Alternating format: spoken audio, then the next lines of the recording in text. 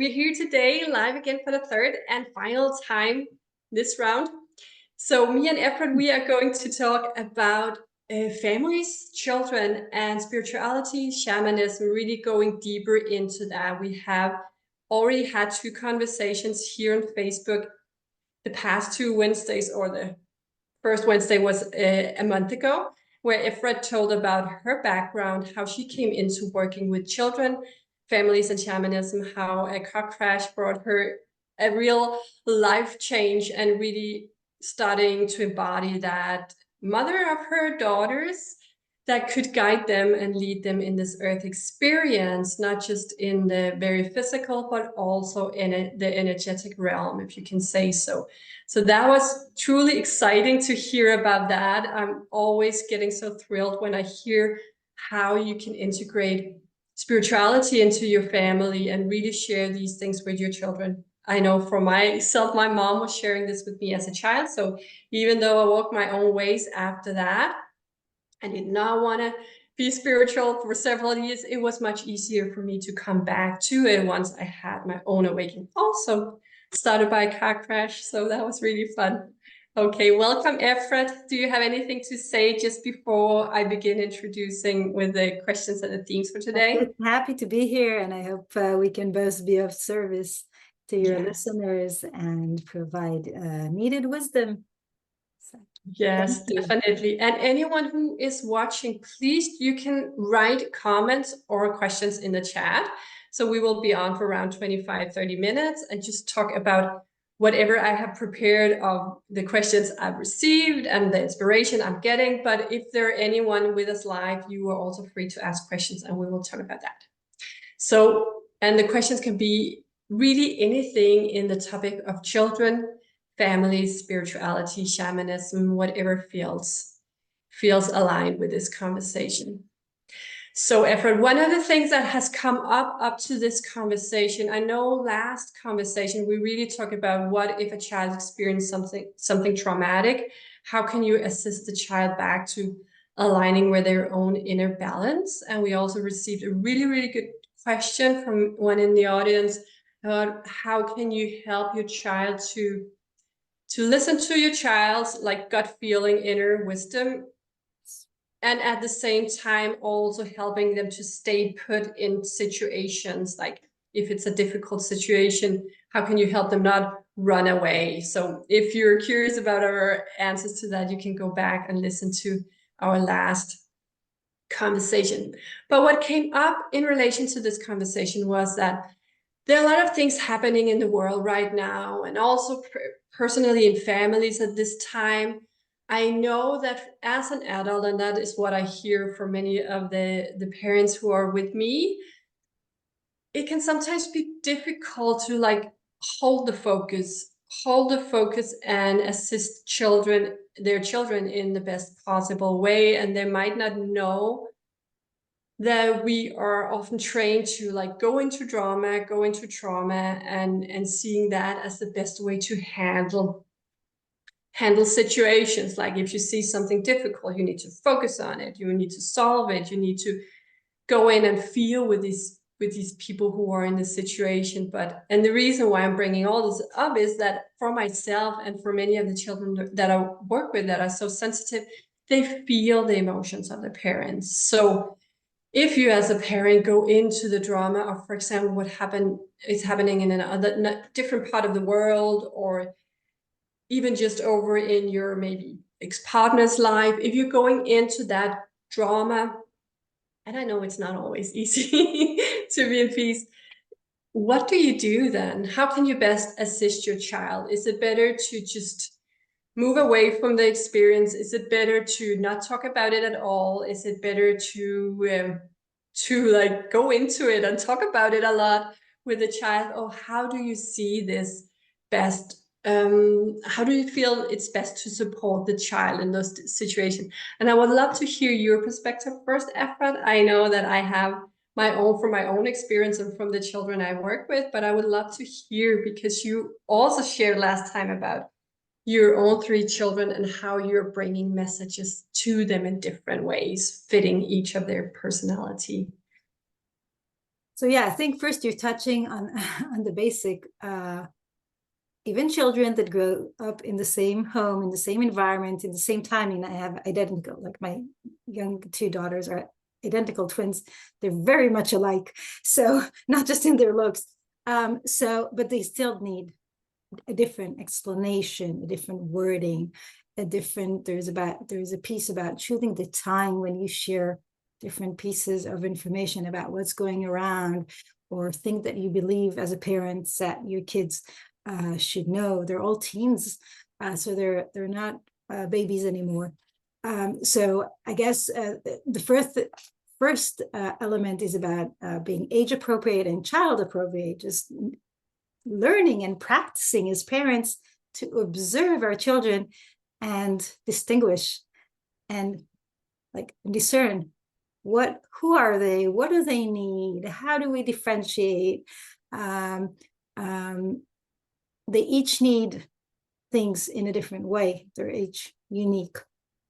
And that's also an understanding about the soul journey, that just like as we are on a soul journey, they're on a soul journey. So if we are reactive to something and something is pushing our buttons, we can ask a lot of questions about where does it come from? Is it ours or is it not ours? We often, when something is happening around and it's in the community, in the environment around us, in our country, or in a country we care about, or people we care about, it's some of it is ours because we care, and carries the one affinity, the one button I always feel is really important, but you don't want to get rid of. You don't want to solve this caring button, because we want to care, we want to be humans, that's part of who we are. But then there are also pieces that are not ours. It's like the grief can be embedded within us when it's not ours, or sadness, or even anger, because we're part of a certain community and somebody's angry, so we're angry, and it's like this emotional infusion passing from one to the other. And with parents and children, especially when the younger they are, they're part of us. We're one. We're really, really one. And then they go through that separation that allows them to find out who they are. And that hopefully is a healthy separation, that we parents allow that piece of healthy, safely growing in their own pace. Because children too, they have a different pace of how they're growing, when they become independent, when they feel safe not to sleep with their parents, or so forth. And then we talked about this, that once we're embodied and we walk our high frequency, we can raise our frequency and meet again and become the one that we all are. But those understandings help. We invite the question of, is it mine? Is it not mine? And I think that's the first piece of discerning how you react to something. What do you share about something? I truly believe in trusting children's limits, and children know, like if my daughter puts her hands over her ears and says, I don't want to know, then I'm going to trust that she is putting a limit that she needs, and I'm not going to push anything. And if I take it forward, I will add that I also feel that there are situations that happen around us, and that we can do this distinction and take that deep breath and come back home, or avoid that energetic, because kids read us energetically. We can be really happy and nice, but if we're a mess, they know we're a mess. Maybe they don't know mentally, but they know in their energetics. And then there are those situations that if you gave an example earlier of a divorce, then that's a stressful situation for all family members. You can't hide that. If there is a sick family member and you're worried about them, it's not something you can hide from the kids. And then there is a question of, how do we share the truth? And always only the truth. Because if a child knows something is going on and they don't have the information, then they start making up stories and they start taking responsibility. And a lot of negative processes go into play. And it's often, I've learned, you know, my car crash and everything that happened at home, and my girls were really, really, really babies. And it took time until there was a communication of, yes, you're going through a tough time. And no, we don't know when mom is going to come back from the hospital. And what do you communicate? But that even communicating the unknown is often really, really comforting. Cancer, which is a really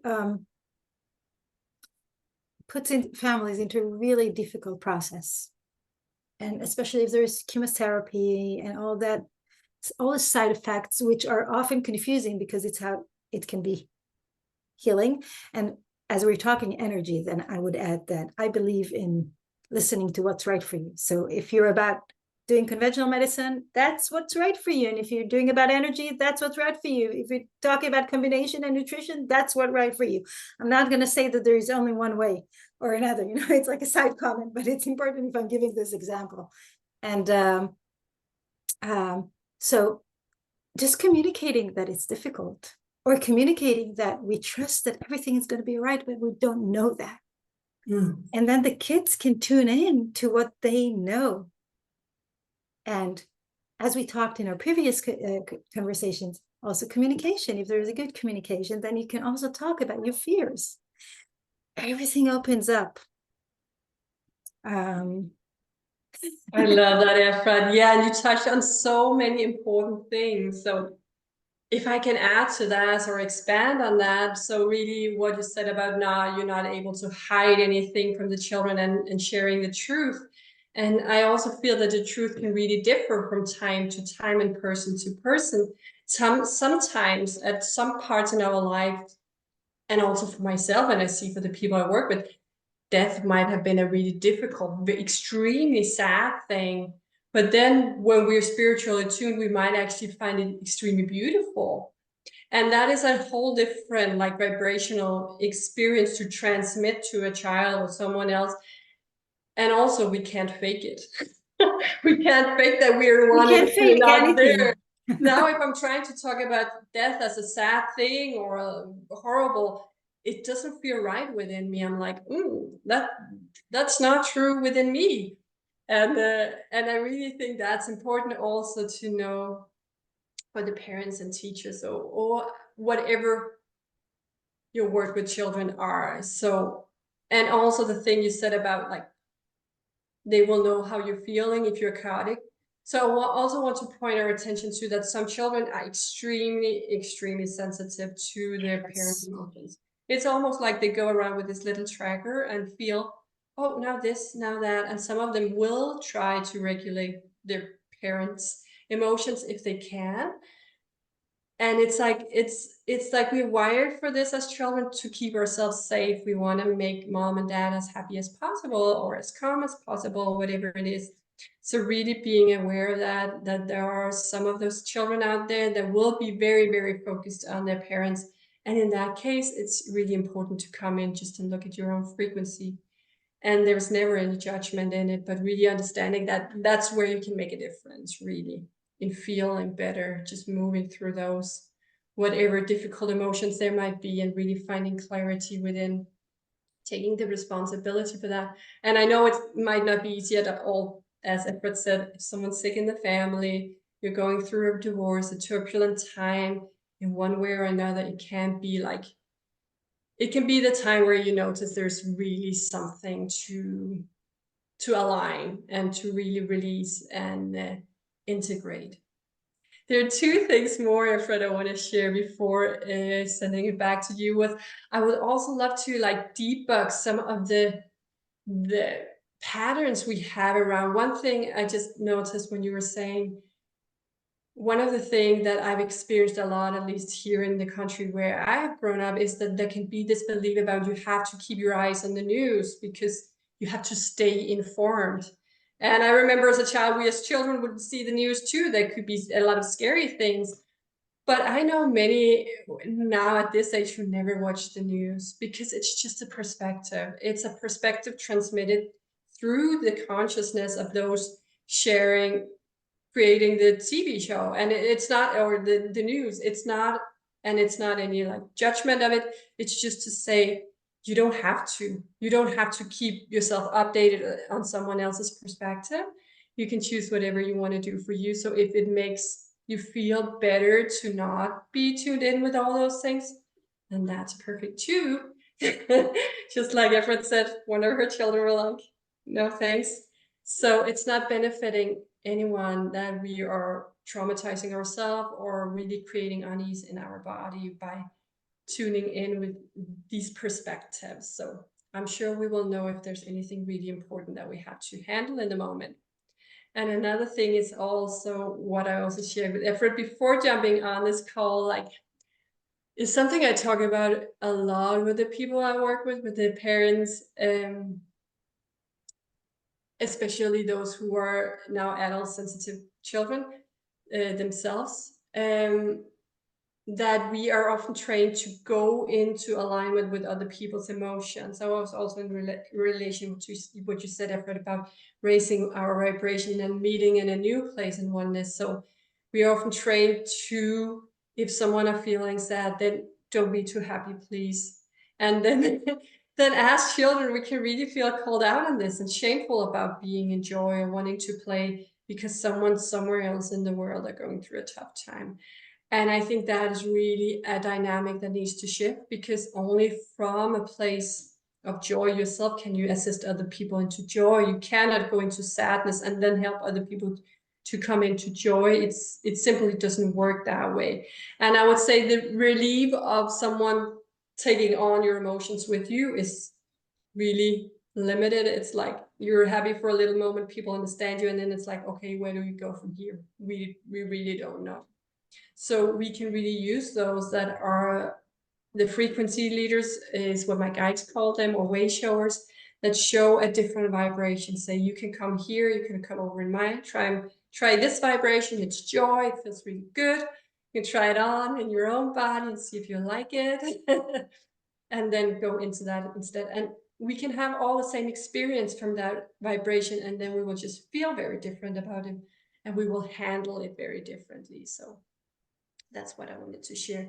Everett, what does this bring up in you? Anything you want to add or share in relation to this? Well, it brings up a lot, but I'll pick up on the last point. Kids are our compass for the change in frequency vibration. You can visit, let's say, a grieving family, and you see the children.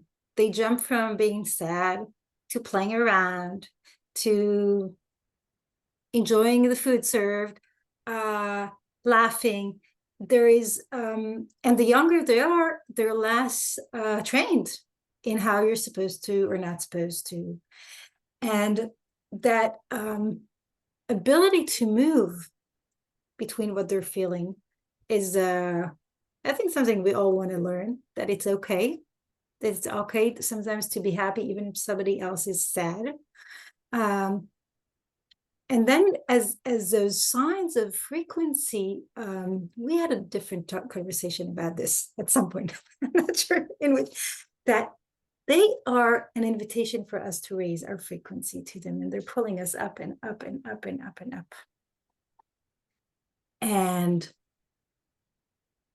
it's not always easy to walk those high frequencies, but as soon as we give it a green light, as soon as we give ourselves the green light, then all those shoots and the drama, and this is how you behave, and this is not how you behave, starts melting.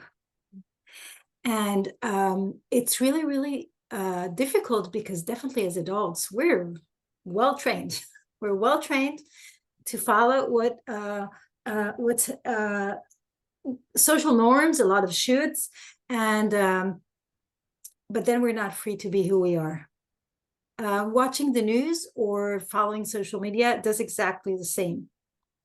It's part of the training. Now, you want to be informed, take 5 minutes and be informed.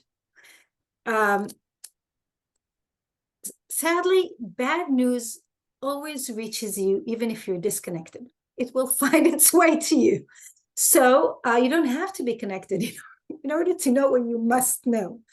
I think it's really important because it's touching on an even more, I think, advanced idea, one which I really pray for all children in the world. To truly live their possible. But how can we assist them in living their possible? It's raising our frequency, owning our stuff, discerning what is ours and what is not ours, being also very compassionate to ourselves, non-judgmental. It's a process, and we fall and we fall and we fall. But each time we even, sometimes the biggest steps are the ones that we noticed that we fell. We noticed we acted in a way that we don't want to act anymore.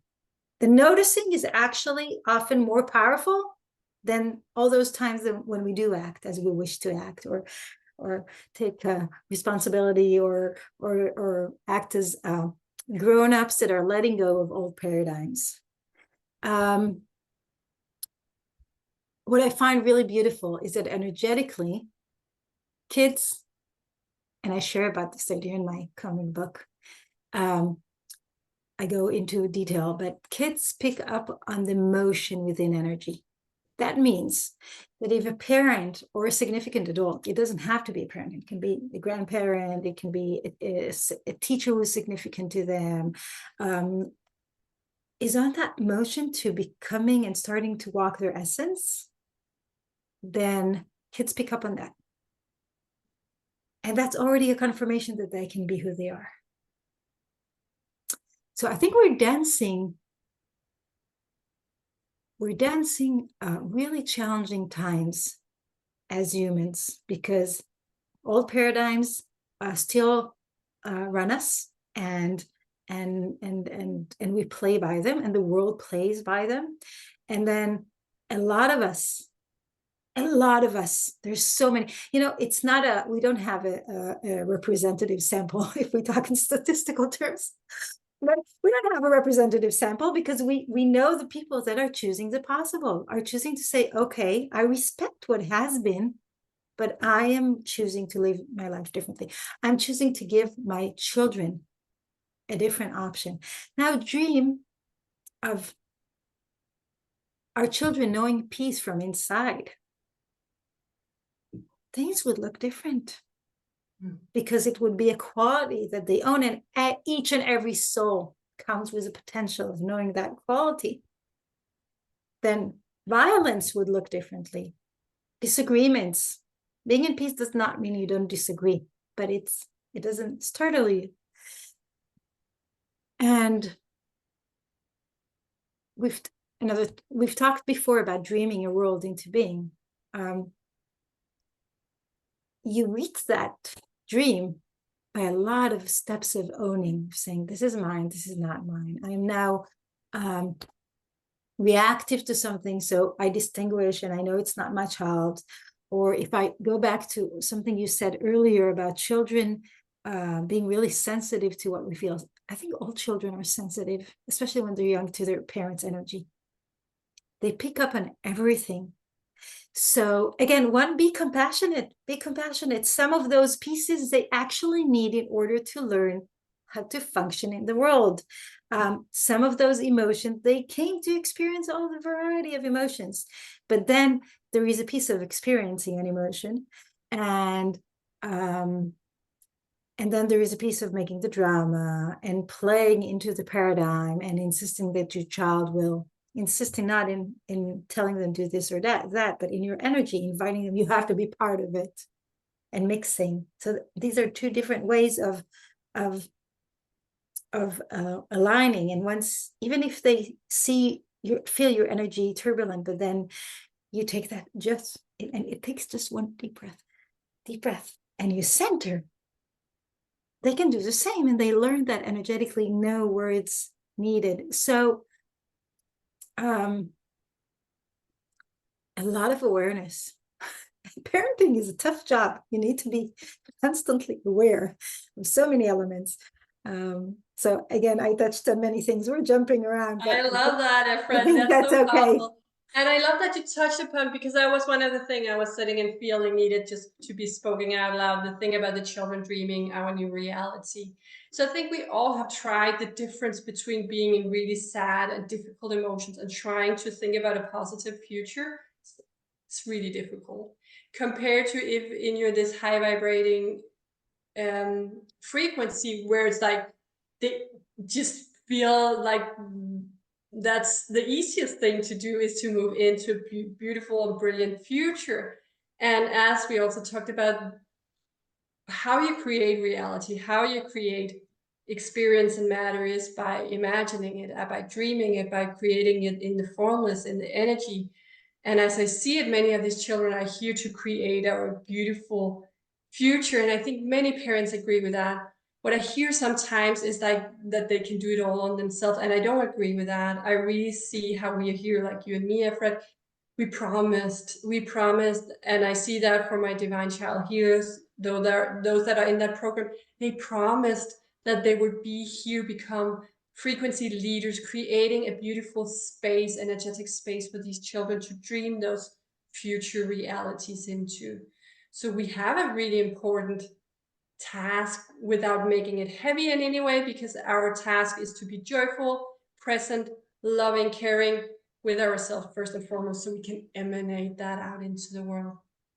That's at least how I see it. So I think that was very beautiful that you just touched upon that. Everett, you just said something about a book. Would you mind sharing it with those listening? I'd be happy to. I'd be happy to. Yes.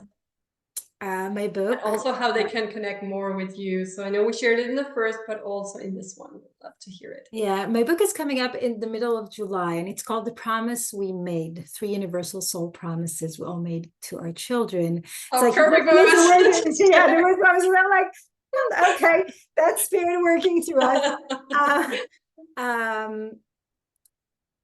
And in the book, I share the process, not just my story, but taking the story into what we can learn from near-death experiences and from living heaven on earth on parenting. What are the core agreements, 3 agreements that we all made with our children, promises we made to them. I focus on the universal promises because there are a lot of personal promises, and I explain the difference in the book.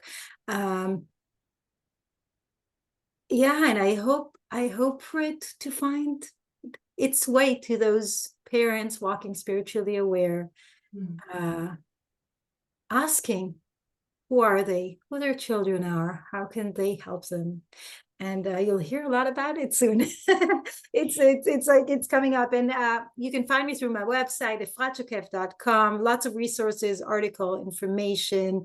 You're most welcome to visit. So if they sign up for your newsletter, they will be notified when the book is out. And definitely, yes, definitely. Thank you, Matilda. These 3 meetings were fun, enlightening, and yeah, we need to continue.